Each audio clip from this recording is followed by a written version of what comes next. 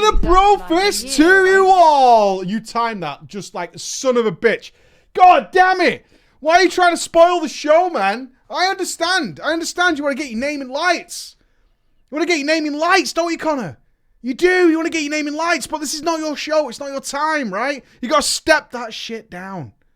Turn it down that little bit. That's all I'm saying, because I'm trying to throw one of these out to the people, you know? I'm trying to make it into an exciting experience for a Friday afternoon where we can all chill out, put our feet up, and have some good fun. Because I'm back, finally. Good God, I was gone for way longer than I thought it was going to be. It was because of you guys.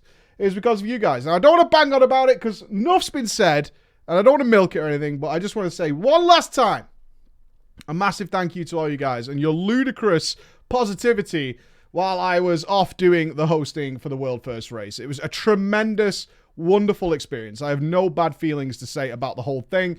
It went well. It went really good. You guys seem to enjoy it. And that'll do for me. That'll do for me. That'll do. They're spamming the peach, the whole goddamn business. Every time I wasn't on, I could see that message being spammed. Thank you very much for that.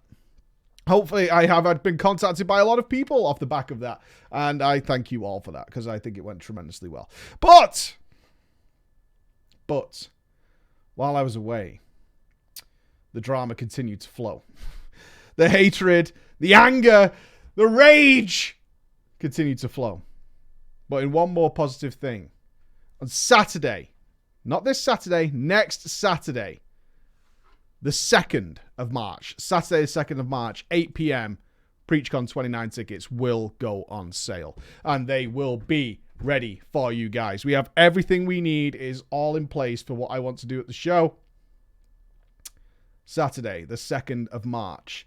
The tickets will go on sale. Oh, yes, oh, yes, oh, yes, oh, yes, oh, yes. So they will be available, again, slightly early on Patreon, as absolutely normal. Those guys basically pay for that show to exist. So that is what it's going to be. What? Yeah, do you need? Don't try and scalp the tickets. We generally find out who you are and we cancel the tickets. Don't do that. Especially when you're charging people like £200 for the tickets, like one of you were. Yeah, £200 someone was trying to scalp them for. Thank you to the guys who notified us that that was going on, because we found out who the tickets were and we cancelled the tickets. Ooh, don't do that. Don't be a giant douchebag.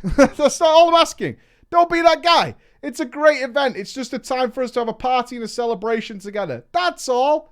That's all it is. It's no more, no less than a big celebration of geekiness where we can all be nerds together. It is happening on the 24th of July. Yeah. Yeah, 2nd of March. Yeah, 2nd of March. That's correct. 8 p.m, 2nd of March. The tickets are going on sale. 2nd of March. That date is correct. That is absolutely correct, though. Yeah? All right. So it's at the end of July. It's going to be in Manchester. It's going to be good fun. And I've already met with many of you this year already. So it should be pretty good. And for those of you out there, I'm going to do a little video just to make sure people have it, because we haven't got regular web shows at the moment, just to make sure everyone has the information.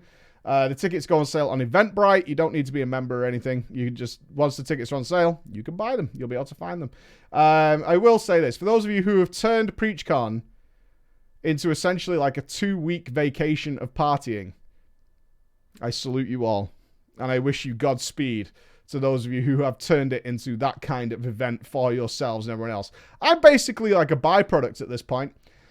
For those guys have turned it into a whole different kettle of fish. They have altered it into their own little party, their own little thing. I have not looked at Metro. We did have some drama today, as for months and months, one of the biggest game franchises that I love, which is the Metro franchise, had its big sequel released today, and it did not work. We tried everything. We tried for 2 hours to get the game to work. I've done other work today. I will fix it over the weekend. I'll find some way of making it work. That's all right. So having said all that, you wonderful people, let's have some drama. Now, I've got to warm us up. I've got to warm us up with a horror story. And then we have a man, a military man, who is in desperate need of your judgment. He sees you guys, in particular this live audience, who appears right here while I'm reading these stories, as the judge, jury, and executioners of their story. I don't know why. I wouldn't trust you guys to draw judgment on me, but that is exactly what these guys like to do. So that is up to them. So we're going to start with an absolute horror story here. Because not to be outdone is we did a story maybe like 4 dramas ago about the worst Mythic Plus we had ever heard of. The worst Mythic Plus. Not to be outdone, as a man said, hold my beer. Because let me tell you a tale. Let me tell you a tale. So he's going to tell us a tale. Okay, I am the Chairspert, by the way, because we couldn't play Metro. We reviewed every viewer's chair. Some of you guys are gross. Gross! And apparently there's a very common thing of having excess amounts of pillows and blankets all over your chairs. You sit in these thrones of quilts, all getting cozy and stuff. And some of them are gross. So gross. Just wash them, man. Just hoover the carpet. That's all we ask. It is, right? Just hoover the carpet. Yeah, you don't need to leave that shit all over the carpet. You don't need it. You don't need it. It's good. All right. Now, we don't really need names for this one. I'm cozy. I'm not sat on blankets. Anyway, here we go. Are you ready? Would anybody like to guess the number of Mythic Plus we're about to enter into? Is it a +2? 3? Is it a +15? You guys can take your pick as to what horrors we're about to end up in. And I'm also going to need Team USA soon as well. I need Team USA. Okay, thank you for reading. Smiley face. Smiley face. Hello, Lil Preacher. Hello to the wonderful paper straw drinkers in the chat. I don't know if that's an insult or not. Paper straw drinkers. Is that an insult? I don't know. Paper straw drinkers. I don't know if that's an insult or not. I have no idea. Should I be offended? First, I want to say how amazing it is to see you teaming up with Method. It was really cool to see that, and I hope you do more things with them in the future. Hashtag get SCO for PreachCon. Today I am writing to you a story that happened to me just 3 minutes ago. 3 minutes ago. So I guess it would be best to say tonight. It is now 9:26 p.m. in the state of New Jersey in the United States of America. And I am coming out of one of the worst Mythic Plus dungeons I have ever been in. Let us begin the journey. Anybody want to care to name the dungeon? To start, it is, of course, Battle for Azeroth. I have returned from a 3-month break, and the Battle for Dazar'alor is out. I'm with a new guild on the Area 52 server, and they do mythic raiding content that I think I would like to join in. However, my character has floppy dick item level. Everyone in my guild is 395 plus. Noobs. And I am but 382. So the best way, the most fun way for me to gear up is, of course, Mythic Plus. I love Mythic Plus. I love that it was added to this game. I think it is one of the greatest additions to the game. And the affixes on the +10 or higher was an even greater expansion in BFA. I cannot wait to take on Buan Samdi when I get back with my raiding team. But this is no happy story. No, sir. This is a story of sadness, a story of pain, and in the end, a small relief of triumph. I, because of my pleb item level, cannot get into a +8 or higher. True story. Last night, while being online, a call goes out. Anybody for a +11 at Aldazor? Why the hell not? Sure, sign me up. Who's inviting me? One of our main guildies. Probably 400 item level, 405, 410 maybe, something around there. I joined the group as the final spot on my mage. I admit he's a bit newbie, he's like 397, right? He's a bit plebby. A demon hunter in this group looks upon the group, and he looks with sadness as he calls out this group and says, "We are not going to make the timer." So you might ask, who's he talking about there? Is it the 400 plus monk? Is it the 397 mage?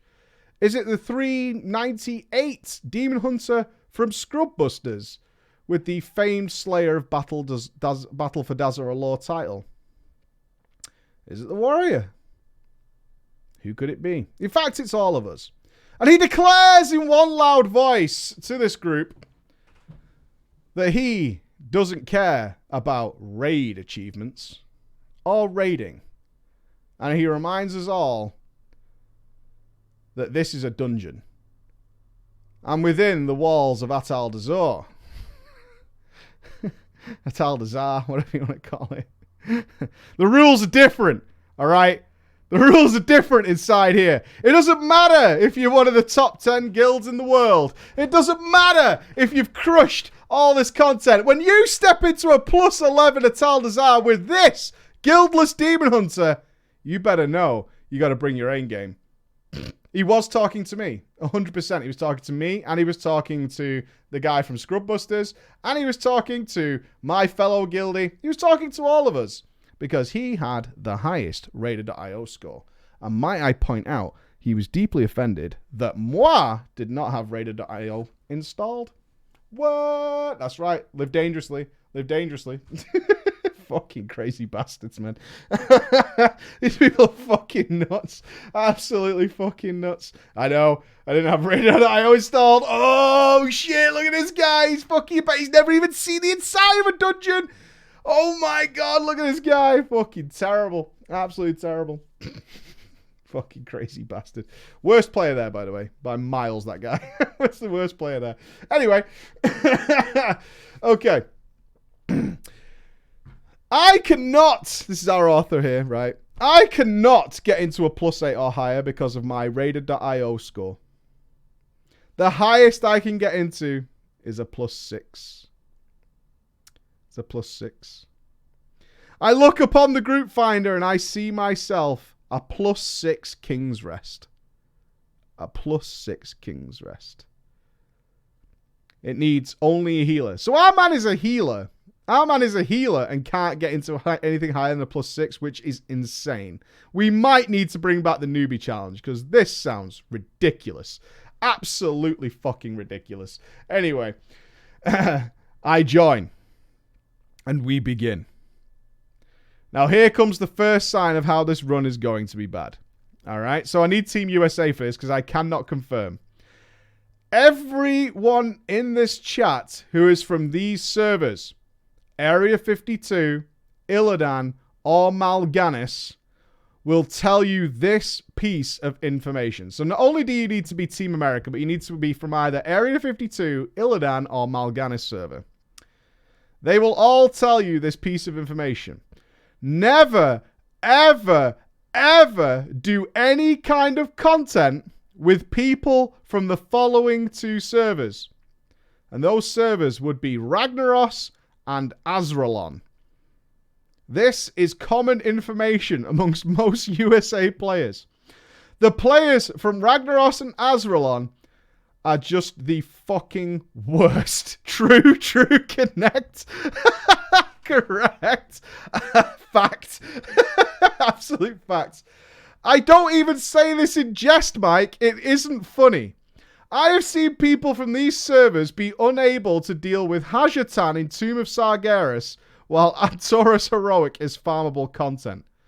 You will be told, as if a rite of passage, it is not worth the effort to even take part when it comes to people from these servers. And apparently, according to my chat, this is actually common knowledge. Yes, and as Eri points out, I am on Ragnaros EU. I have to take that. I am part of the EU Ragnaros. But it's true. I kind of want to research this. It's true. But guess what I saw when I joined this group? I saw 2 players from Azralon and 1 player from Ragnaros. The red flag was waving high. On this day, I had got a call from the Board of Education in the town I teach in. So we've got a healing teacher. Turns out school's cancelled due to snow. Fuck yeah, dude. So I have all night to do whatever the piss I want because tomorrow is a day off. So with this logic in mind, I say, fuck it. I am going in to some M+ farm. I was thinking in my head at the time, maybe it's not the whole server. Is it right to judge a whole server? Maybe there's just some bad stories from there. And also, it's a +6. It's a plus bet. What do you even get in +6? You'll have what? Tyrannical or Fortified, but a kind of pussy version. And just one other affix? Is that it? I don't think you get another one till 7, right? Is it like teaming or something? It was only a +6.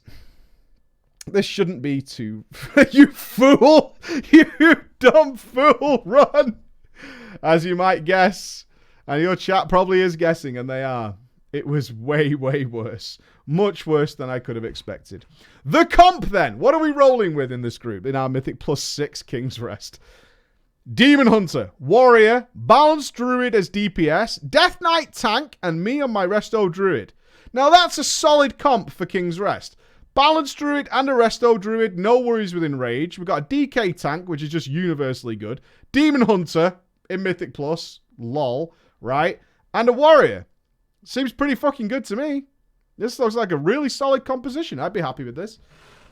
The key begins. 4, 3, 2, 1. Demon Hunter pops meta before the key timer hits 1. A good sign. And we begin.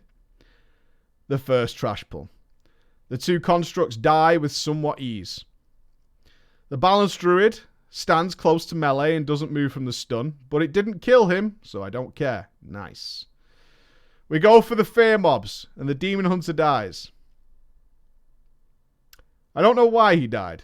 I look around the room to see what killed him. Maybe the Demon Hunter has accidentally pulled the extra constructs. Oh my god, you killed the first constructs as you opened the door. I would have left there. No bamboozle. I would have left there. Like, no questions asked. If I go into a King's Rest, even a pug, and you pull the 2 constructs that are as soon as the door opens, I'm done. I'm out. I'm fucking out. I am so done. Oh my god, we're killing extra constructs. Who kills those? Lol. No way, man. Fuck that noise. Not doing that. As you may have guessed, he has leapt from the ledge. But he has a defense for why he did this. When asked why he had leapt off the ledge, he responded, I didn't want to get feared, so I tried to glide off the ledge and back on.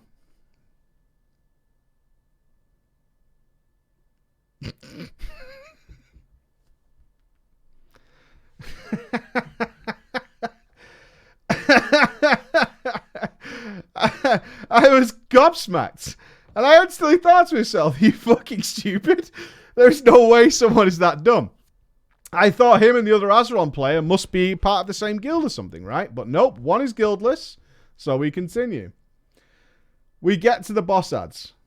And we wipe on the first set of ads. We go back to the beginning of the dungeon. It takes 4 wipes before we finally kill all the trash to get to the first boss. On a 6?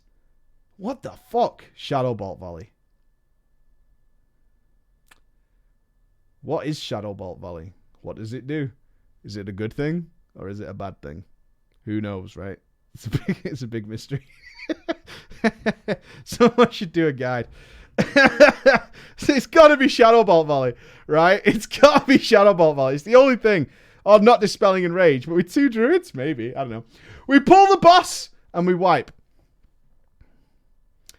No one runs the gold puddles away except me and the other druid. We try again and wipe. We explain to the melee that they have to run away. The melee then complains. They say that they can't do any damage if they have to run away. It's true. It is true, actually. What they should do is add some mobility options for like Demon Hunters and Warriors. If they did that, then maybe we could find a way around it.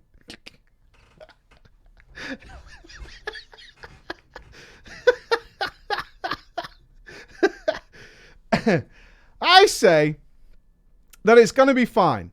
We can down the boss even if your damage isn't that high. Unfortunately, the melee took this as don't do damage. Neither of them did more than 2k DPS, while they stood outside of melee range, waiting to see if they got the liquid gold. We did kill the serpent after 7 minutes, but we fucking got there. Alright, so we're past first boss 1, man. We're past boss 1, which is pretty solid. Also, being out of DPS by a healing druid. Who's feels bad, dude.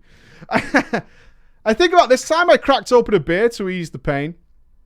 Because, of course, we're only at boss 1. The timer is 25 minutes in. And next up is, of course, the room that everybody knows well. The 4 troll kings. 3 times we died to the whirlwind as they all got chewed up. We did kill the poison floor guy with 0 wipes. We died twice to the raptor as it chewed them to pieces. And we died 4 times on the lightning. If the chat would be so kind, if to do the math of how many times we wiped on these trash mobs, it was painful. If there is something to notice here, I do not quit. I have never been a quitter. I stick it out until the end. Perhaps I should start quitting things sometimes if I feel it's a waste.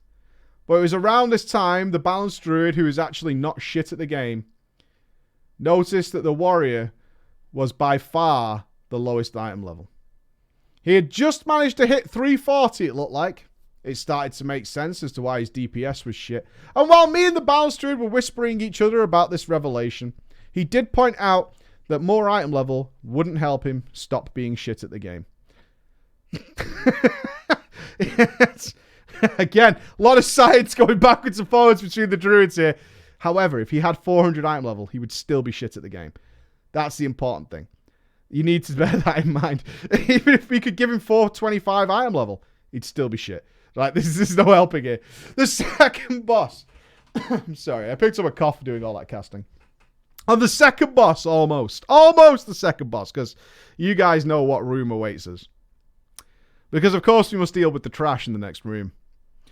Most people I've done this with tank all the slimes, and tank the construct afterwards, and then we take on the boss. Simple stuff, nice and steady, but not for this group. The Demon Hunter explains that he has crazy AoE.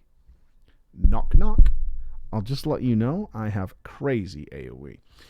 And so he says in a loud, proud voice to the tank, pull all. So we maybe can pull the timer. There's still a chance. You've got to admire the optimism. There's still a chance. I'll AoE it all down, dude. Easy. At this point, it becomes clear I don't think the tank has actually been in King's Rest before. The tank pulls the constructs, all the slimes, and the boss.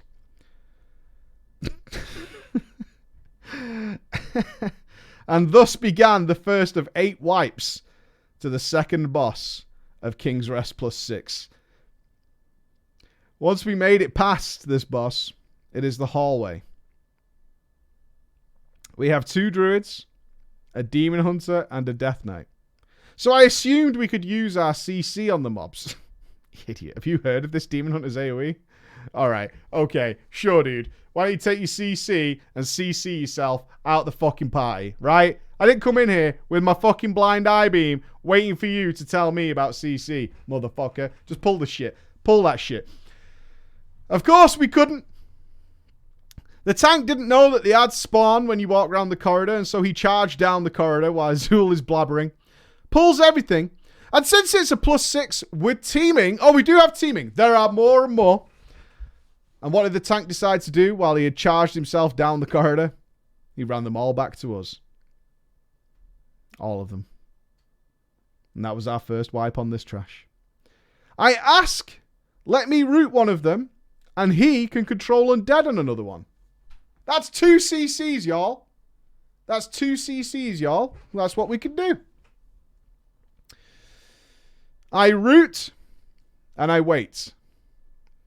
He then mind controls the one I root.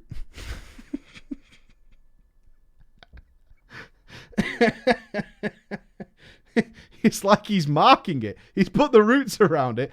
That must be the one he wants me to CC. Oh, I get it now.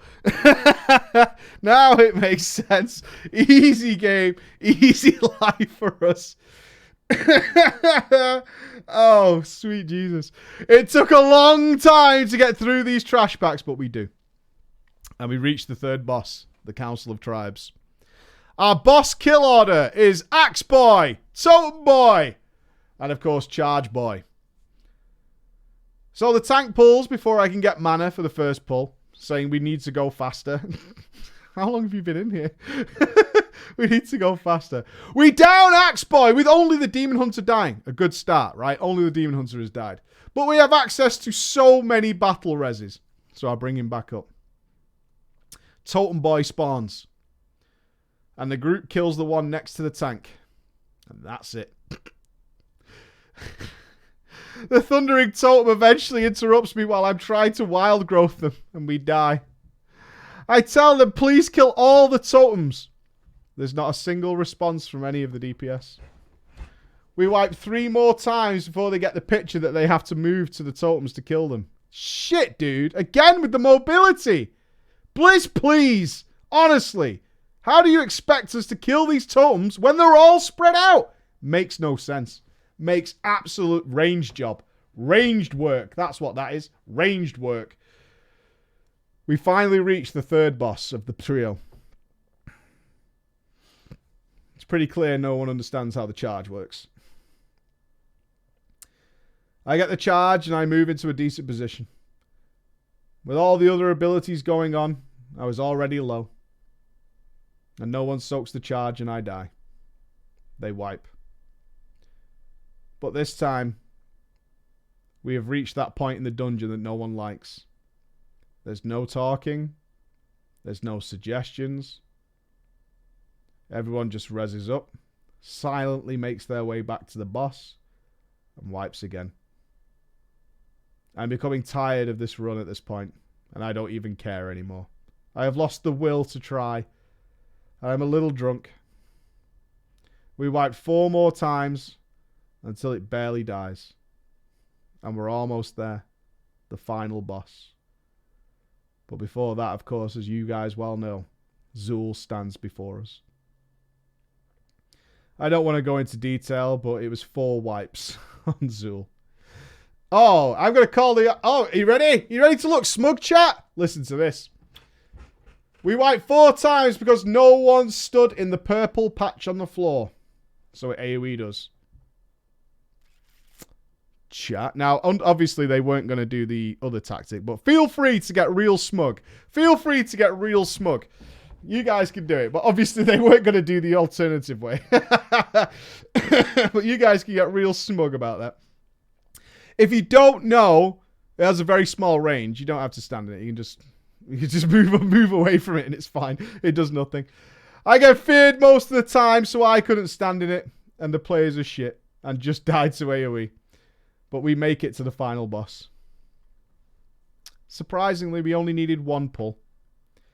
We killed him first try. I have no idea how, but we did it. I go to loot the chest, and there I receive my AP and Hydra cores.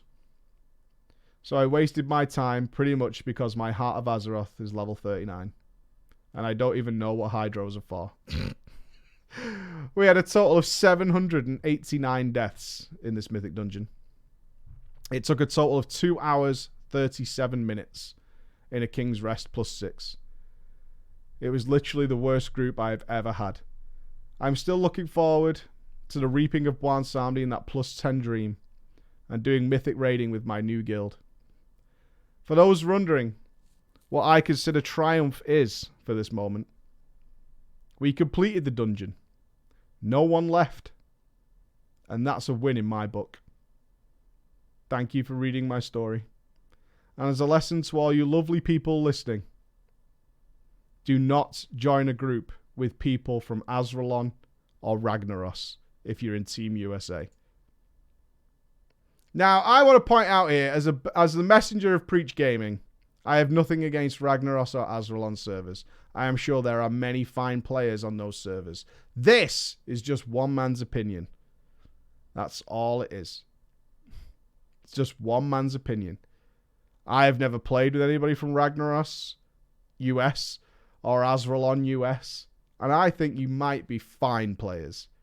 And I would happily share a CC's pizza with any of you. I genuinely would. These guys don't speak for me either. These guys are throwing you under the bus, but that's not my problem, right? I am putting a disclaimer out there. Right. Have you got your wigs on, boys? It's time for Judgment. It is time for Judgment. We need the names of 3 guilds. We're going in. Okay. You ready for Judgment? Okay. The woes of a mythic raider. Okay. And it does say, in parentheses, when I come on a chest again, alright, we'll have Ragnaros US. I'm not using Azrael as well. The Crimson Order. Ooh. Ragnaros US can be one. Phoenix Blade. Oh my god. Phoenix Blade. And we're going to go with what is my vote, because they do want to change our guild name. And I think it is the best guild name, but apparently some people don't like it. We think we should change the guild name to Bald, Fat, and Ugly. Because we think that'd be really funny in the top guild charts. Some people are against it. So we're going with Bald, Fat, and Ugly. Because that's what I agree. I think that's a really good guild name. Any Hungry doesn't make any sense. Any Hungry doesn't make any sense, right? Isn't it perfect, right? It's a great name. It's funny. I think it'd look really good. Yeah? Who's the mascot? Well, the argument is, no one really dislikes... This is the internal argument within my guild right now. You can see it's a very serious guild. The internal argument is some people are bald, some people are fat, and some people are ugly. But there are a few people who are all 3. And people who aren't one of the 3 or 2 of the 3 don't want people to believe that maybe they're bald, fat, and ugly. So they might just be fat and ugly, but not bald, right? So they don't want people to presume that they're bald, fat, and ugly. That's the discussion. That's the discussion that's going on. I wish I was joking, but that is the internal discussion right now. Yeah, it's pretty good, right? No one cares. I know, nobody cares. That's my argument anyway. All right, then. Okay, there are like 13 names to this story, so we'll go as we go. All right, here we go. Get ready for Judgment. Shit, this might have to be a 2-parter. This is 20 pages long. We'll see. Okay. Hello, Preacher and audience. I've been a huge fan of yours for years now, and the content you've created, from legacies to drama times, have given me many hilarious laughs, cringes, and face palms. I've considered submitting a story for drama for a while now, as my many years in the game have led to plenty of juicy dramas. But after what has happened as of writing this, I feel compelled to tell you and get it all out in the open and ask you and the audience one important question. Was I wrong? Was I wrong? This story takes place from the BFA pre-patch to the end of the first week of Mythic Dazaralor. The first parts are a little long, covering my experience, but I feel it's important for the overall story so you get a picture of where I'm coming from. A little bit about me then. I'm a 23-year-old guy proudly serving my country in Team USA in the military. We have lots of military viewers. I started playing WoW at the crisp age of 10. After moving to another state due to my dad's job, and my mum got me the game to help me deal with the stress of moving after hearing about it from one of her mom's friends. One of her mom friends. A decision which I'm sure she regrets to this day. Shout out to all the other players whose parents introduced them to the game and regret it. Well, it definitely didn't happen to me. I have my brother to blame. Yeah, I can blame my brother for introducing me to World of Warcraft. My dad and my mother, certainly not. Certainly not. Being 10, I was dog shit and chose probably the most cliche character race choice out there. Oh, it's not that bad. Yeah, it's not that bad. I guarantee my chat is going to say either Night Elf Hunter or Blood Elf Paladin. I'm not sure if you started in vanilla or whatever. Maybe at the age of 10. But it was the Human Warrior. Yeah, the Human Warrior. Human Warrior's okay. Human Warrior's alright. Guko got it. And I didn't begin understanding the basics like tanking until the late Burning Crusade. And even then, I was still a complete scrub. I didn't understand things like stats. To give you an idea of how bad I was, I have a distinct memory of getting into a complete raging argument with a druid during a Sethek Halls run about how I said I was a tank and apparently did not know what growl or taunt was. Although I did start using it at the last boss when I found it in my spellbook. And you never admitted it either, did you?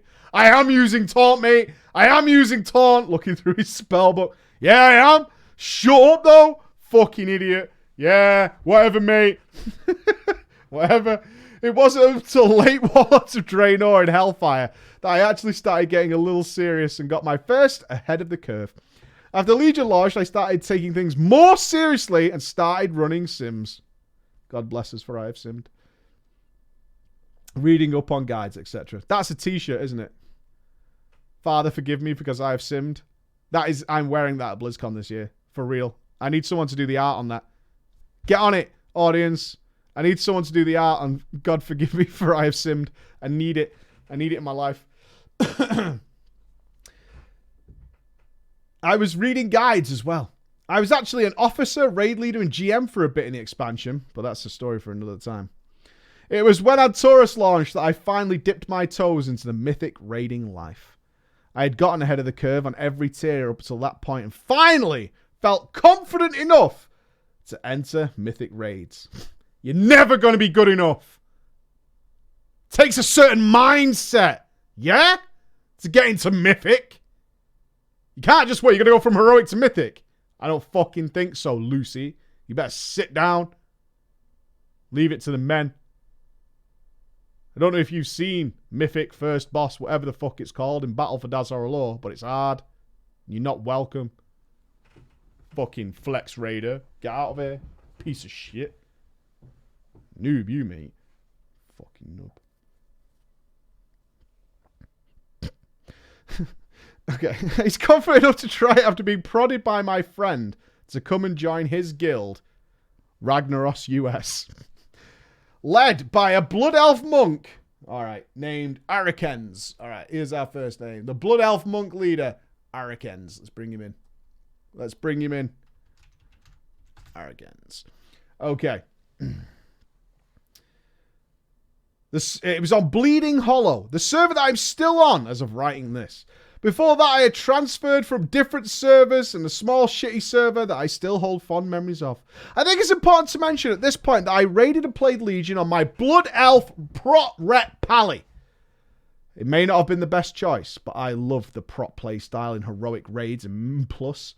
Being able to use blessings to help out other players, heal them back to full after getting nearly one shot with my Hand of Protector, especially with the Lego helm. Legos. Which gave it 2 charges and CD reduction. RIP. It was one of the best feelings ever to support the team. Not to mention being able to cheese mechanics in raids as both prot and ret. And it wasn't until on Taurus that I started gearing up my Demon Hunter, ready to raid. And after watching the class vids for BFA, it was time to go Demon Hunter as a main. And this is where we begin. I ended that expansion as a 10 out of 11 Mythic Antorus guild. I was 8 out of 11 myself. I missed 2 kills due to work and class needs, but I was there for nearly every single Argus attempt. After being cheated out of our last possible night to kill him because some fuckwad sold our lockout. Oh, no. Bastard.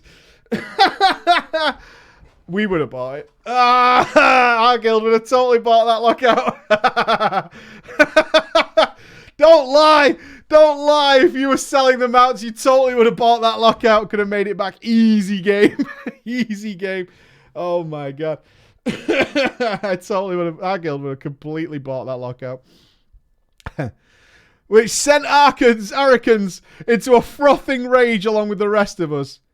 We received the news that we now suddenly had roster issues. And our officers made the brilliant decision that we were going to merge with an entire other raid team from another guild. Oh, who are we having? The Phoenix Blade. A full 20 plus people joined our guild to solve the roster issues.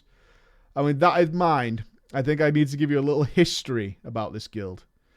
You see, Ragnaros US started Mythic raiding in the Tomb of Sargeras, ending 6 out of 9 Mythic. Mistress? Which was damn respectable, given they had only just started raiding. Also, keep in mind, this is before I joined the guild. So after Mythic and Taurus started, though, the guild did start having serious roster issues. I actually got kicked from the guild shortly after getting the ahead of the curve on Argus. My crime? I decided to spoil a movie in my guild note.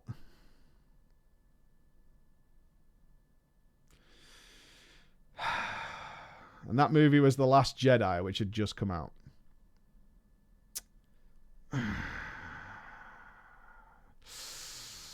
Is it a kickable offense? I mean, I would probably.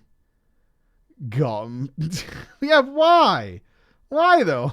Why would you do that? I don't get it. What the fuck? Which I can understand is a pretty arsehole thing to do. But in my defense, I considered it a public service because the movie was dog shit and a desecration to everything Star Wars has ever been. It's actually alright if you're not a big Star Wars fan. It's an alright blockbuster movie. I thought it was alright.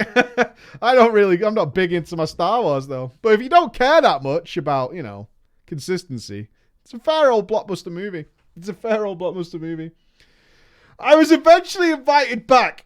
However, because they started losing players. Kicked, but can you come back though? Because we actually need you. Our roster issue was so serious that several times we had to stall progression on Mythic and just go and do Heroic. We didn't have enough people, and we didn't have the extras that we needed to swap in and out. Even when people were underperforming or fucking up. As you can imagine, this stonewalled our progress, and the only reason we were even able to attempt Mythic Argus was because 3 of the officers from Phoenix Blade had joined our runs. Even though we only raided 2 nights a week for 6 hours in total, that's not bad progression. 3-hour raid nights, that's not bad. I, along with many others, felt that it was just the roster issues that stalled us. If we had the people to maintain a solid core group, I honestly felt we would have downed Argus. I think so too. Argus wasn't that bad if you had repetition on it. Back to the merge then. As you can imagine, this left several people in Ragnaros US worried. My close friends expressed concerns about the merger, and one of them said his various experiences with this new guild and how they never ended well, including one that I tried to make as a one-time GM. I also was feeling nervous about this. The idea of having to compete with 20 plus new players for a raid spot wasn't appealing. Should have been. Fucking big it up, son! Dominate! Jesus, what are you worried about? No one fucking unrules the king! Be on the throne! Not dethroned. Fucking 20 plus, 400 plus, bring them all! Take them to school! As the days dragged on, it felt less like a merger. And it started to feel like a hostile takeover. We had to change our whole raid schedule. We now raided 3 nights a week on a Tuesday, Thursday, and a Sunday from 8 till 11. This slightly surprised some of us on Ragnaros' US side of the guild. One of the main reasons we had joined this guild was because of the 2 raid times on a Tuesday and a Thursday. I certainly fell in love with it, especially with the requirements of my job. It was really easy to meet and as the main part of our casual atmosphere. Now we were being asked to meet the times of a different guild, not our guild, who even with an extra 3 hours of raiding per week couldn't even kill Argus. This was, for me at least, when things started going wrong. Some of us approached Arikans with our concerns. My friend had already told me that he wouldn't be able to make Sunday at all because this was when he worked. So he was probably out. And I think it's important to tell you, Mike, and the audience about a funny thing about Ragnaros US. You see, we basically operated as a mini guild inside of a guild. Our guild master was a streamer who allowed Arakens to form a raid team inside the guild. It was weird for me, but it was never an issue throughout Legion. It only became an issue after the merger, when Arakens asked the GM if we could change the guild name since we were merging, and they, being, a different guild name, wanted to change the name to reflect this brand new cohesive partnership. Arakens, for obvious reasons, refused. And while I can't speak to his personal feelings, I can definitely understand why he did. It was his guild. And now someone who he had accommodated was now asking him to change the name because of a bunch of strangers whom he had never met and wanted a new name. So he told all of us to leave the guild. Oh, shit, that backfired. So he told all the raiders to leave the guild. And why don't you, instead of merging here, why don't you go and merge over there with the Phoenix Blade? It was at this point I was becoming really worried. Our GM didn't care about the guild atmosphere and what kind of guild Ragnaros US was as much as he did about getting cutting edge. He wanted it bad, and I was getting the feeling he was willing to tear apart everything our guild had built in order to get it. And unfortunately, Mike, this is exactly what happened. The saddest thing about this was all of this was unnecessary. Our roster issues may have been serious, but we needed 5 to 8 people max. That's it. And with our achievements, 6 out of 9 mythic on TOS, 10 out of 11 mythic and on Taurus, which I consider to be amazing given that we only started raiding in the later half of Legion, we could have gotten those 5 to 8 players before BFA launched. We had a strong social community amongst our raiders. And with our raid times, everything was going great. But that just wasn't enough. It just wasn't enough. We fast forward to BFA launch and all its infamous clusterfucks. What do you mean? What's he talking about? And we have a meeting right around the time of launch. The guild is brought in. Arakens lays down the law. This is how it's going to happen. The new combined guild would be split into 2 teams. With the new launch of an expansion, we had even more players than before. In total, we had 50 Mythic Raiders.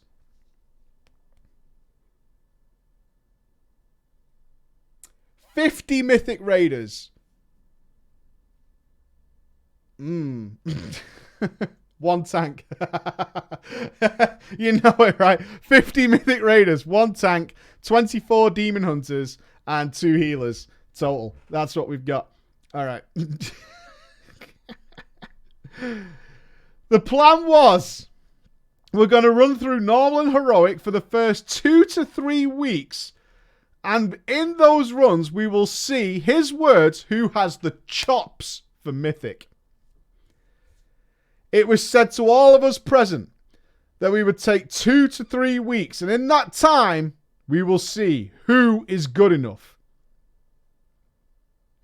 I, of course, assumed that it would come down to the officers from both guilds, and then an even split of the best players from Ragnaros and Phoenix Blade.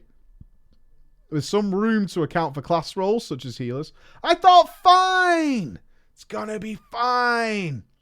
I proceeded to level up my Demon Hunter and get him ready for normal.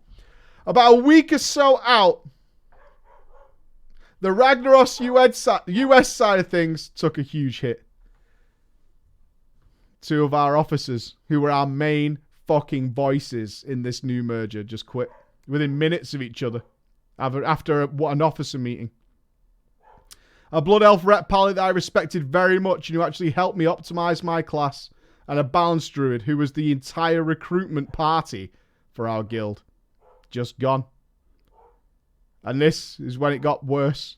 I'll be honest, I expected people to leave. With 50 Mythic Raiders, obviously it wasn't going to work. A merger this big were bound to cause casualties, especially after the roster was posted.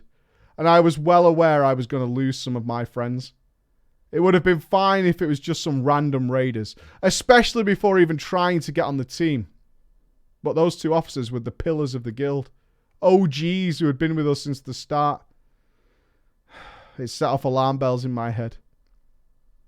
The first week of the raid launches and we all start diving in. Promises were made by officers. Instead of taking the 2 to 3 weeks to sort everyone out, as we were told, on the last day before reset at Monday around midnight, the Mythic progression team was posted.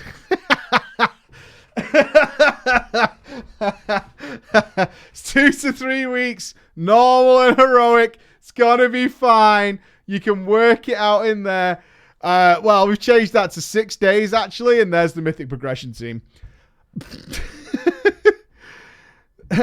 I was not on the list.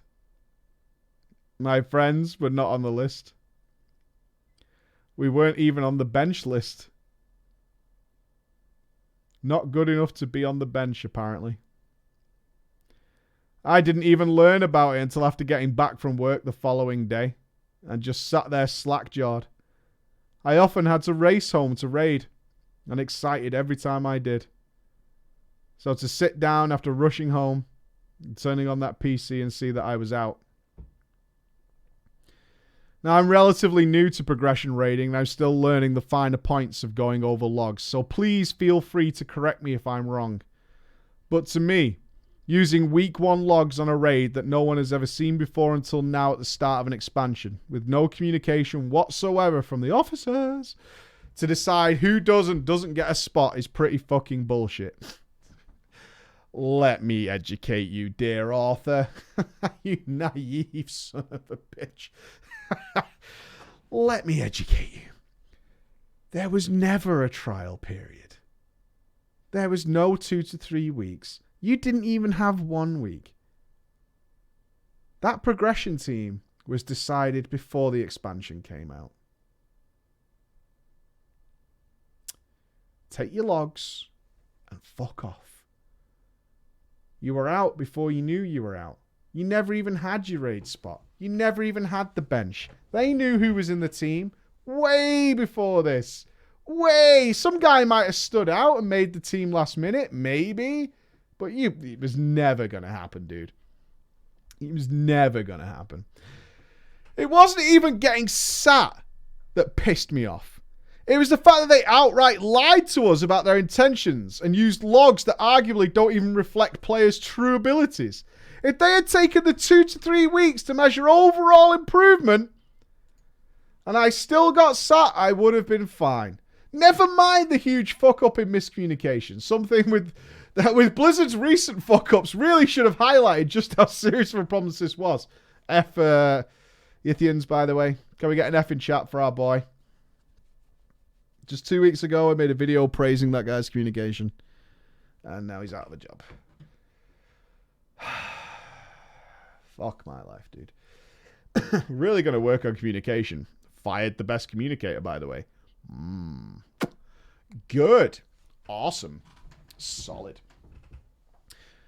Never mind that clearly and obviously many of the raiders who had made this super list of progression were primarily from Phoenix Blade.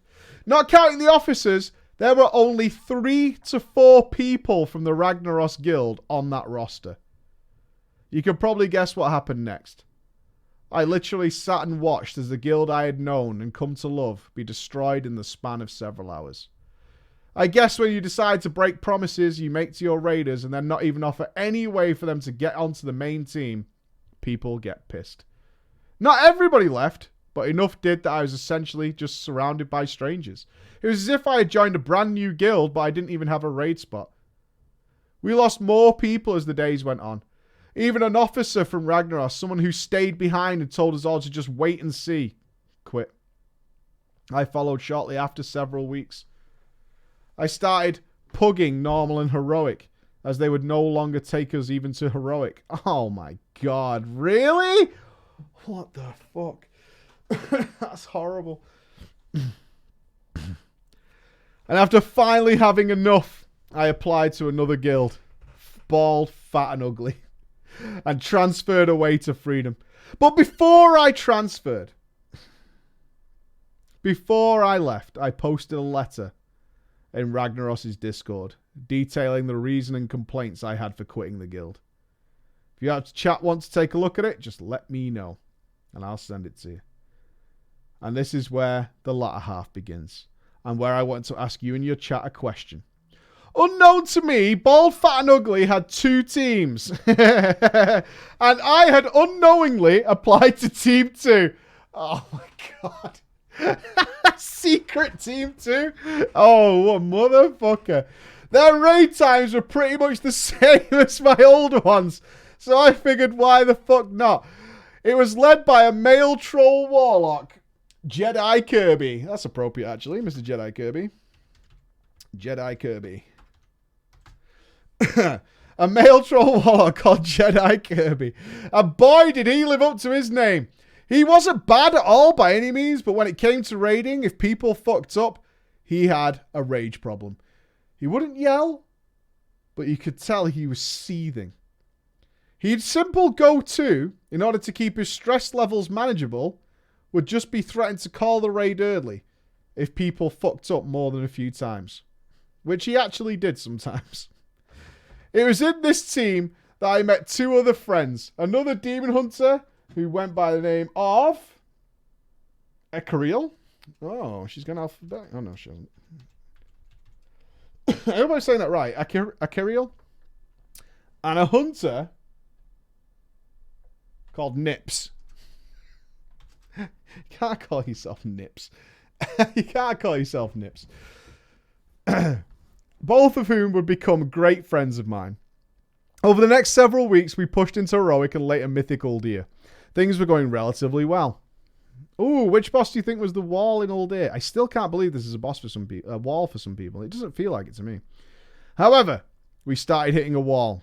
No matter what we do, no matter what we did, we could not kill Zekboz.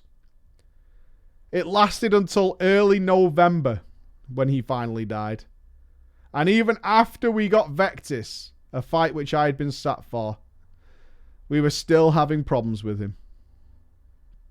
Yeah, look, everyone's confused. Zekboz? I like Mythic Zekboz. It's a troll fight, really. Despite that, things were going great. Sure, I felt progression could have been faster, but isn't it always the case? But who was I to judge? I was in a decent team making good progression. I was having a blast running keys with both Sicariel and Nips. Even when we weren't doing content together, we'd be in Discord, shooting the shit, having some bants. But of course, it all went to shit. In early December, it was announced in Discord that due to strain on officers and lack of guild resources, the guild was going to disband Team 2. Strain on officers. Is Team 2 the officers' alt raid? It bet it is. I bet it fucking is, right? Now, Mike, I want to tell you that resources were a bit of a problem, specifically herbs.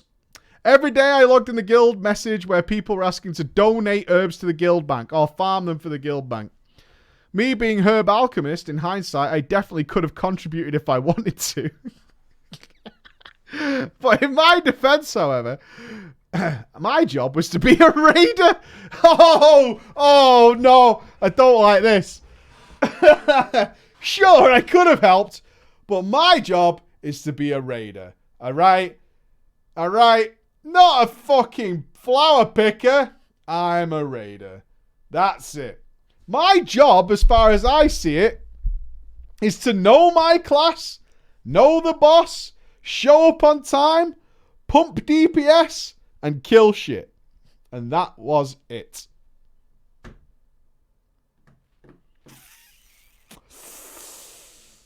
Oh, that hurts me inside, dude. I mean, I don't know if you farmed your own shit. Please tell me you did farm your own shit.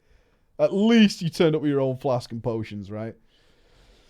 And to be fair, at no point did everyone tell me that things were getting so bad that they considered disbanding Team 2. That's the weakest fucking argument ever. Oh my god. That's like that's like not supporting anything until it dies. Well, no one said it could have died or it was about to die. I thought it was just fatally ill, right? I didn't think it was going to die. Fuck's sake, man. If you told me it was going to die, I would have helped. Jesus. It was when they were asking for the contributions. That's when you knew there was a problem. That's when you know it was a problem. Okay, he does defend himself here. But given how much time I had to put into farming herbs just to provide pots for myself. Okay, so he was farming for himself. All right, not bad. By the way, fuck you, Blizz, for getting rid of the bonus chance for herbs to drop, except for Siren's Pollen for some fucking reason. And make flasks for myself, and to have some that I could sell in the auction house. Oh, no, he was selling the excess. Fuck you, guild. All right. To make some gold for repairs. I need gold for repairs.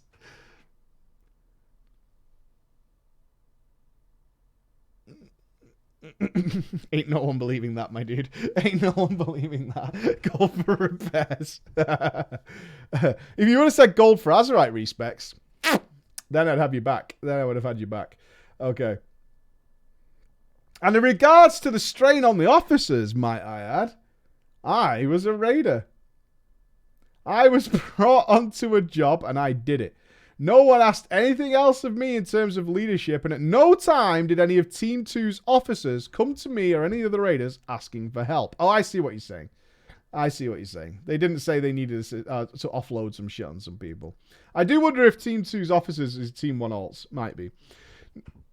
Needless to say, the disbanding of Team 2 caught us off guard. No prior warning about any of this, and it left many of us shocked. Which leads me to believe that my friend, Nips, what my friend Nips later told me. He said that the strain on officers and resource thing was a load of shit. And the real reason Team 2 was being destroyed was because they wanted to take the best of Team 2 and replace some members of Team 1.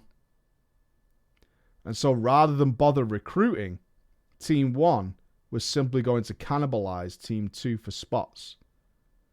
It's also important to note that Team 2 at the time was also struggling with some roster issues. I'm shocked too. I think that's a real fucking shot out of nowhere. Right out of the blue.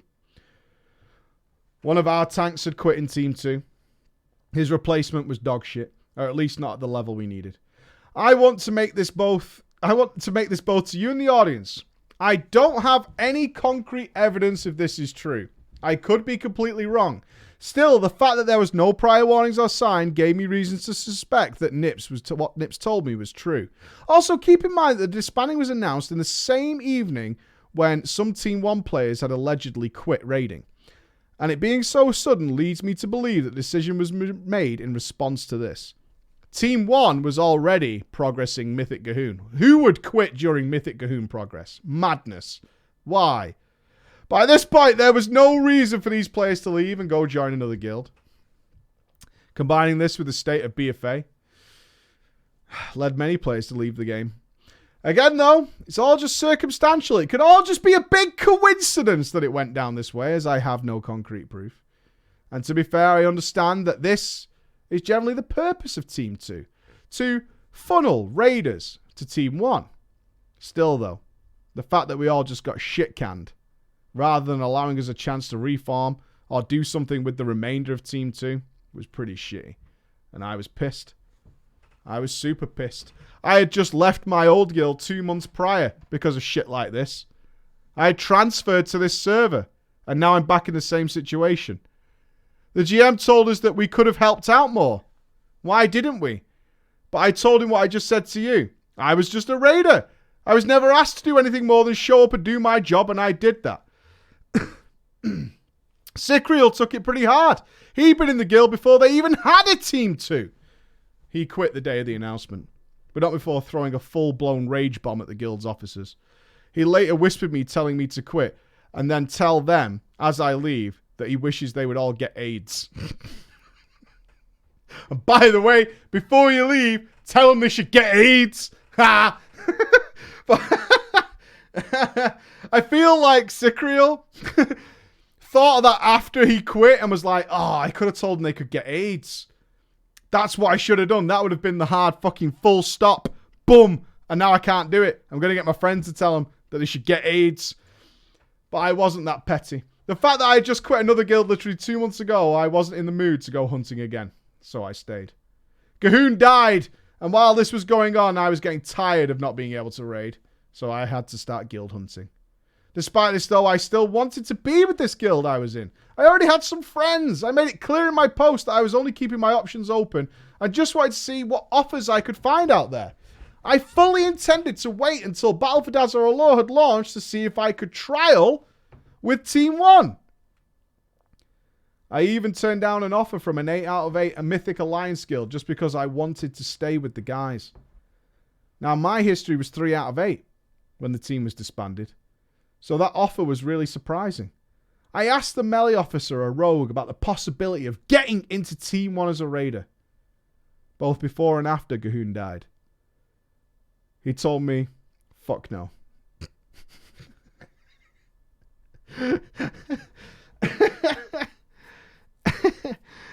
He said the comp was set in stone. And even after the first Gahoon kill, they had a bunch of top tier raiders who had been patiently waiting for their chance. He told me that until my performance improved, he had no intention of bringing me in even for farm. But said I was more than welcome. Oh. Allow me, ladies and gentlemen, to offer you the hand of friendship here. It was totally fine if I wanted to join some of Team 1's heroic alt runs. Well, thank you. Thank you very much. That's so gracious that I can join Team 1's alt heroic runs. Thank you for this hand. He also said with the new raid launch, they had every intention of bringing in everybody to see how they performed, and he would have no problem giving me a trial then. We have a chance. I said fair enough and informed of my intention for look for offers outside of the guild because I didn't want to wait until January to raid if I could find another guild. I didn't want to say it for transparency that I did not partake in a lot of the alt runs after Team 2 was disbanded. I figured without raiding now would be a good time to focus on my alts and shop around for somewhere else to be. And in hindsight, I definitely should have participated in those heroic runs to show my stuff. However, it's important to note that later the rogue changed his offer, telling me that I could come into heroic alt clears after initial progression of Dazar'alor had been completed. And also, I still tried to get into mythical deer reclears. I was aware of what he had told me, but I'm not a quitter. I still tried to get in. I felt it was worth a shot to ask. I was denied every single time though. And Mike, here's a screenshot of that conversation. Okay. Are you ready? Here's the deal. As of right now, there are almost 13 melee on our mythic raiding roster.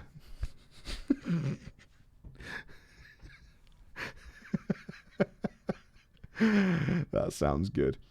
And currently for Gahoon, we are locking out until we kill it.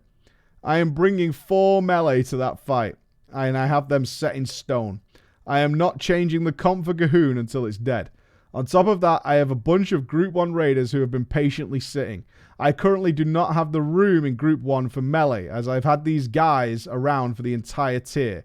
That being said, Heroic next tier is where I'm allowing everyone to come in and to show what they've got. If you come in and kick ass and prove that you're top deeps, I would be stupid not to bring you in for progression. Sounds fair, right? That sounds pretty fair. Unfortunately, right now, I do not have room this tier for more melee. This could, however, change. I could have 4 melee all leave as soon as we kill Gahoon, and then I would suddenly have room. I unfortunately cannot make everyone happy with this. And trust me, I would like to, but this is the reality of the situation. Sounds very normal to me. Sounds very normal to me. Although he does appear to be actively trying to keep a bench of about 13 melee. I don't think that's a good idea. I don't think that's a good idea. But that's a very reasonable post. Very normal. Very normal, by the way, that the comp is completely set for Gahoon. That's why I'm benched for Jaina. The comp is decided. It was decided before I came back from London. That's it. I'm not in. Simple as that. All right.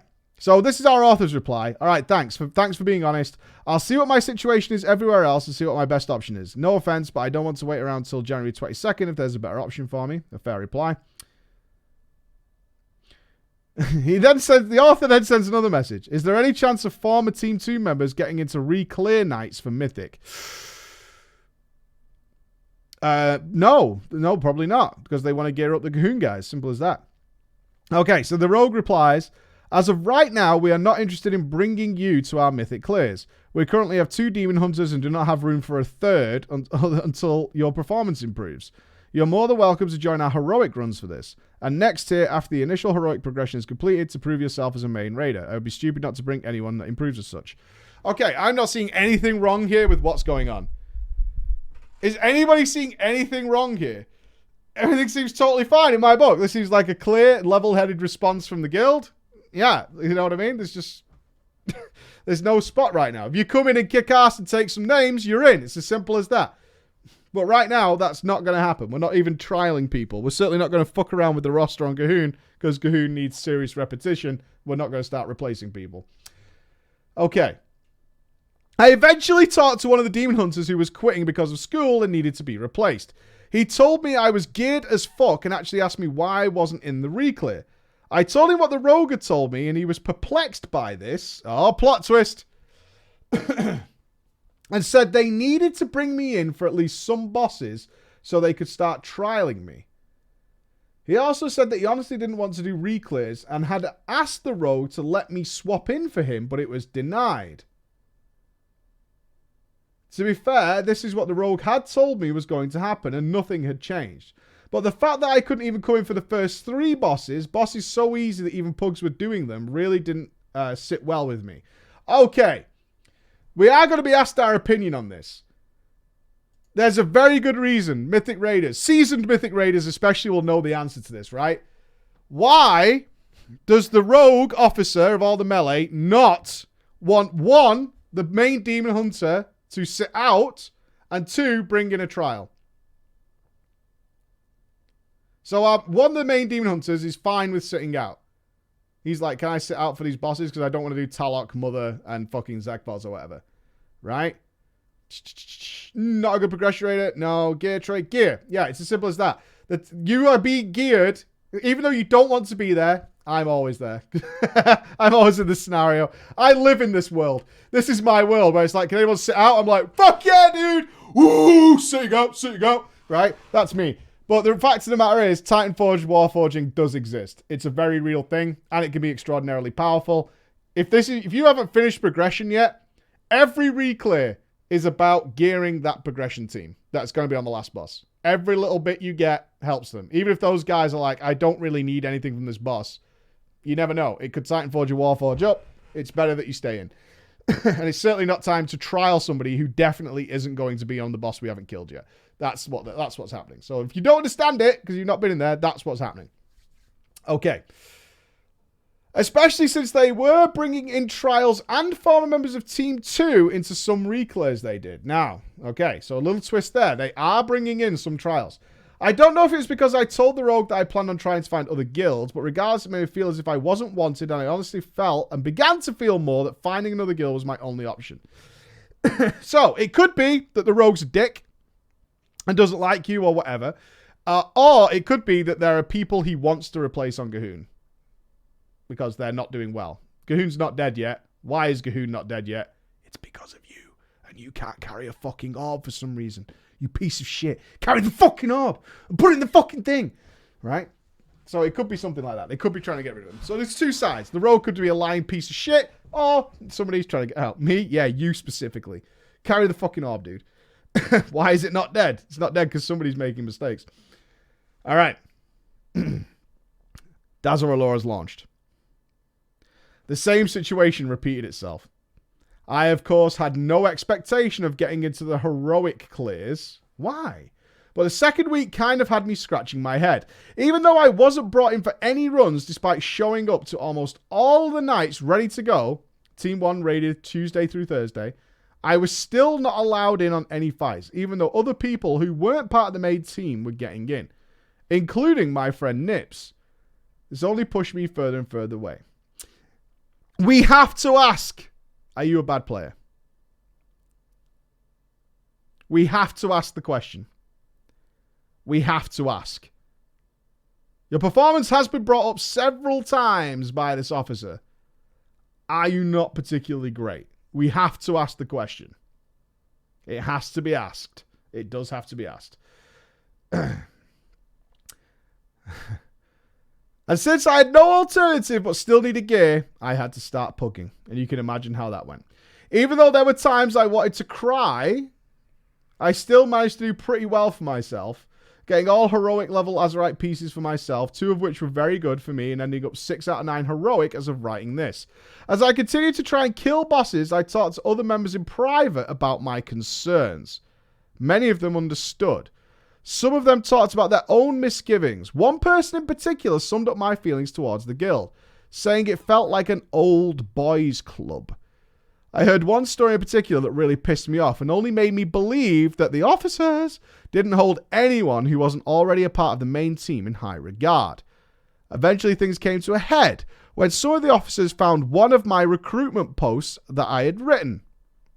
This only happened yesterday as of writing this, and the day I was in a bar watching the Patriots inevitably take another Super Bowl win. After watching Tom Brady ascend to heaven to sit at the right hand of God, I began walking back from the bar. After I showered and logged on, the raid leader asked me in guild chat why I was still in the guild when I was so intent on leaving. I was already feeling slightly cold, but those words immediately sent a chill through my body as I realized that they had found one of my recruitment posts. He asked why I was still in the guild after talking so much shit. And the healing officer said I had made some very choice words in my post. This confused me initially, as the most recent post I had made intentionally omitted any mention of my current guild, and only mentioned the one I was previously in before I joined Bald, Fat and Ugly. Honestly, if I wasn't feeling tired and a little tipsy from the bar, I would have just defended myself more vigorously. But all I could muster was that I still wanted to try and raid in this guild. But if they had a problem with what I had said, they could whisper me and not bring it up into guild chat. And for fuck's sake, I told the melee officer 2 months ago that I was looking at other guilds, so this couldn't have caught them by surprise. The fact they didn't kick me immediately when finding out just makes me believe that they wanted to wait for when I eventually logged on before they kicked me so they could humiliate me in front of everyone. I was kicked shortly thereafter, and after that I looked at my post and instantly facepalmed. It became apparent where they misunderstood what I had said, and I could see the confusion. I'll leave a picture of the post where I mentioned the guild I was currently in and the one that I had edited. Okay. All right. I have the screenshots. Okay. Are we ready? This one's labeled as the original post. Life story. I really just need a stable home where I feel I'm wanted and needed. I left the guild I started BFA with after what I feel was some horrible decisions by leadership that fucked over all the raiders who made the guild what it was. I was a member of the Team 2 of my current guild, but it was disbanded in early December, and they didn't give me the opportunity to trial on mythic reclears, even when other people were willing to sit. I've tried to stick to this server, but if there's another guild out there pushing for a cutting edge that's willing to take me, I'd be very happy to talk if everything lines up. Just send me a Discord or Battle.net message if you're interested. My logs are kind of spotty right now because I have to rely on pugs for heroic kills. I'm also willing to run on any of my alts. The edited post I believe they saw. Okay, so it's his characters. And then the life story. It looks like the same again. I really just want to need a stable home where I feel I'm once needed. I left the guild I started in BFA after what I feel is horrible. Blah, blah, blah, blah, blah. Made the guild what it is. I tried to get back in the Bleeding Hollow. If you're interested, I'm willing to trial on any of my alts. Oh, okay. He cut a lot out of it. Here it is. This is the post he thinks they saw, right? So it's similar, but it's missing some key information. I really just need a stable home where I feel I'm wanted and needed. I left the guild I started BFA with after what I feel was some horrible decisions by leadership that fucked over all the raiders who made the guild. It is what it is. I've tried to stick to this server, but there's another guild out there pushing for cutting edge that's willing to take me. I'd be very happy to to talk if everything lines up. So he cut out the bit where he'd moved to a different guild and he wasn't raiding.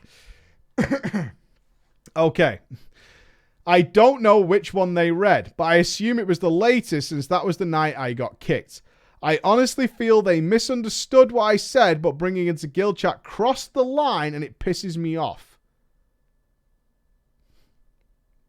These people are officers more than they're adults. This is where I'm at currently. I will continue to look for a guild to raid Mythic with, and until then, I'll just pug heroics to gear up. If I can't find anything, I'll probably follow my friend and try out FF14. Also, while doing research for this post to make sure the info was accurate, I saw that their recruitment page on WoW Progress said they had high demand for my class, the Demon Hunter. And it was updated 5 days ago as of writing this. 4 days before I was kicked. I have provided screenshots of proof of everything I have said in this story. I intentionally kept out the description of the guild so you can keep it anonymous.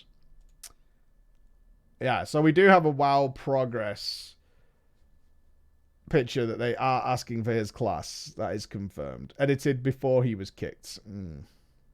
Before I end this story, though, I do want to say two things. First, to Mike in the chat, was I wrong? Do you think my posts constitute as shit-talking?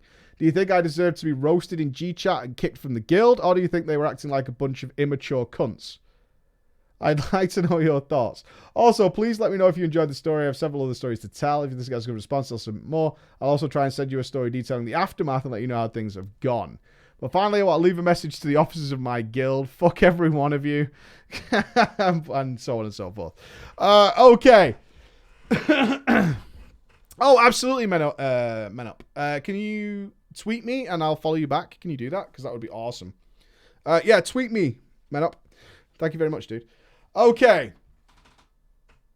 I suspect, and I say this with all due respect, as obviously an audience member and stuff like that, but I have to be honest, otherwise this show doesn't work. There's either a personality conflict and they don't want to play with you, or you're not very good. And they're too cowardly. What did I say? Did you watch the bench video? I hope you watched the bench video. What was the biggest fucking cancer to being on the bench in that video? What's the number one reason for all problems with being on the bench? Cowardly raid leaders. Cowardly fucking raid leaders who won't tell you the truth. So either they think you're shit, or there's a personality conflict. Not knowing why. You don't. This is a clear example. You don't know why. And it's confusing and frustrating because you're looking at it, you're seeing these posts, and you have no fucking idea why this is happening to you. They clearly do want another player of your class. They don't want you. Now, I can't guess as to why. I don't know the answer. It could be performance, it could be personality or whatever. But all this and the rage you're feeling and the frustrating is because they're just not telling you the fucking truth. They're just not telling you why they don't want you. They're saying they might give you a chance. He's basically, every time that guy is saying we'll give you another chance, right? So if anybody here is in a situation where someone's going like, we're not going to do X, Y, and Z now, but in the future, you know, we'll do something like that. They're really hoping you just fucking leave. 100%. They're just hoping you leave. And then they're just using that post to get rid of you because for some reason, you're not fucking leaving. That's basically it. They want you out of there as much as possible. They have no reason to kick you because you're trying to be a raider and stuff, right? But they really don't want you there. And they don't want to come across as cunts. They're going to use a post like this to get rid of you. That's the reality of what's happening here. It's unfortunately, it's cowardly officers again. That rogue should have said something like, you're really not up to our standard, right? We demand more of our players. You're not there yet. It's better if you go off, and if you want to come back later, you can do, but you need to go and earn your stripes somewhere else, earn your experience in a lower guild, which is what we've all had to do. A lot of people think I started at the Mythic Raid level. I did not. I started wiping endlessly to Onyxia and Molten Core and all that shit, and there was garbage. I was there too. It's fine. I'm on the bench right now. As the chat will no doubt remind you. I'm on the bench right now. But yeah. That's what it is. It's not a case of you were never told the truth at all. You were never told the truth at all, unfortunately. Basically, they just didn't want you. That's it. I don't know why. I have no idea why. It could be that they're assholes. It can also be that. It's not saying it's your problem. You just might conflict with those guys. That's what happens there. Noob. Benched Ragnarok's player, by the way. Big sad. Big sad. A drama story from you? I don't have that much WoW drama. I've told all my WoW drama stories. I've told them all. I have told them all. Oh my god, this is such a fucking t-shirt. Can I have this, Erwin? I'll send you something. This is such a t-shirt. Oh my god, how fucking good is that? Oh, this is amazing. I needed to put a PG logo on it, but this t-shirt is amazing. I actually want this as a poster. That's my shirt now. Oh, you can't see it. Shit, sorry. Check it. That is the t-shirt. That is fucking awesome. All right, I'll contact you after this. I'll contact you after this, but I want this. Yeah. Forgive me, Father, for I have sinned. It's so fucking good. I am totally wearing that at BlizzCon. I want to talk to Ian with it. Monk in the top 10. Where's Priest? Miles high. We need Price. Oh, can you see the new share design? Sure. I will show this off before we go. That is the end of drama time, guys. But before you go, I will show these off. I still have the picture. Ooh, I don't still have the picture. But thanks to you guys and obviously getting the chairs that were sponsored chairs. These are being made for us. So I just want to give another big shout outs to you guys because you guys have been awesome. You guys have been absolutely awesome. But these are... Whoosh. Check those bad son of a bitches out. How cool are those? So I'm hoping... I'm going to contact them to see if we can give one away. If I can get 2 made while they're making them, I'll see if I can get another one made and give them away because they're so cool. So that's the Diamond Dogs one that Andy made himself. So any dogs in the chat? Yes, dude. And... very nice. So I'll do my best to see if we can get like a discount on one. The armrests, no, they're not padded, but they're very... Oh, they are padded, actually. Yeah, they're very soft. It's the same chair I'm using right now, essentially, which is the Master XL version. But they are padded. I didn't even realize they're padded, but they are padded. Yes, they are. They're not hard at all. So I'll do my best for you boys to see if we sort them out. Maybe I can give one away at PreachCon or something like that. Ooh, that would work. That would work. So for the last warning, PreachCon tickets will go on sale on March 2nd. Yes, Saturday, March 2nd, we'll be having like a web show get together, and the tickets for PreachCon 2019 will go on sale then for everybody. I'll put out notifications all over the place to let more people know. But chair in the plane, well, I'll get them to send it, obviously. Fucking Dennis, such a dick, man. Dick, but yeah, awesome. Thank you very much. All of you, thank you very, very much for sticking with me while I've been away for 2 weeks. I know 2 weeks away in this universe of our internet culture is a long-ass time, but thank you all for the support while I was away, and I hope you all enjoyed the work that I did there. I'll be back on Monday, hopefully with Metro Exodus. I'm going to try and get it working over the weekend. It should always be good. Love you all. Bye, guys. That's an hour and a half drama. My throat's gone. You can hear it, right? My fucking throat's gone. Son of a bitch. See you later, guys. Bye-bye.